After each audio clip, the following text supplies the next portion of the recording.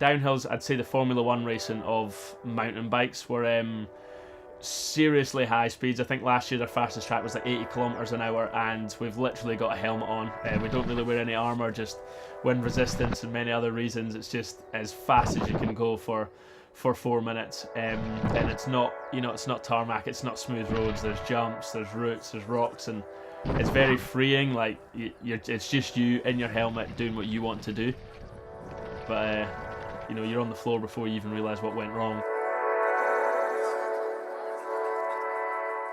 In September, down at a race called RedBull Hardline, had a massive crash there. Just one of those incidents where it goes wrong. We're only human and we all make mistakes, and unfortunately it was a costly one for me, and came down from like 30 foot in the air on a jump and straight onto my shoulder. So there was really no chance.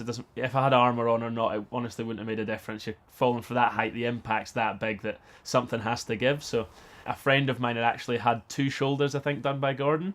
One wasn't internal brace, but he said you should go and see Gordon. He's the guy you need to see. So straight up there, got in touch with him, and was in like within 2 days, which was amazing. Sat down, and within 5 minutes he had told me exactly how it was going to go, what was going to happen. He had this new procedure.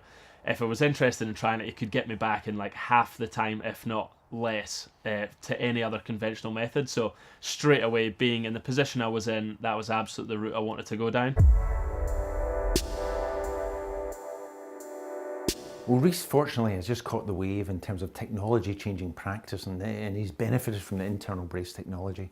With regard to his shoulder, in the past it was such a big procedure to reconstruct this shoulder joint when it displaced that sometimes riders would just leave it untreated. But unfortunately this weakens the shoulder. It creates not only cosmetic deformity, which usually affects the athlete, but it weakens the shoulder and can predispose to arthritic change.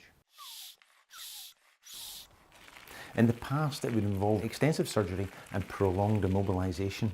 Immobilisation always results in pain, stiffness, muscle wasting, and often an athlete can be out for the rest of the season. For us, because we're full-time riding, even although we have an off-season, your off-season is for building and getting fast and stronger. So any time off really is a pretty serious hindrance to us.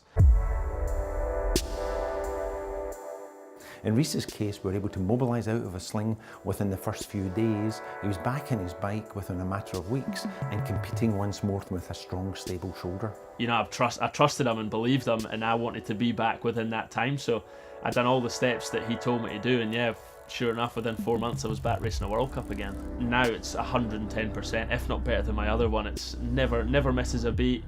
I can take any form of training I do. There's nothing I need to watch out for now, so it's almost like it's never been done.